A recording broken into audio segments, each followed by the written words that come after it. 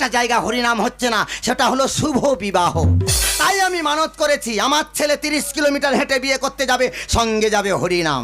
কিন্তু সে বৈরিগীর ছেলেদের বলা ছিল, সে বৈরিগীর ছেলে এত দেরি করছে কেন, আমি অবাক হয়ে যাই।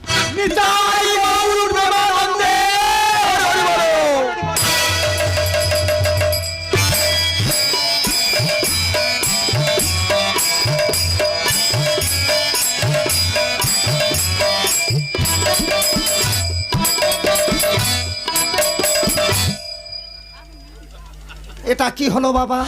ও সে অর্জুনেরই রথে সারথি হইয়া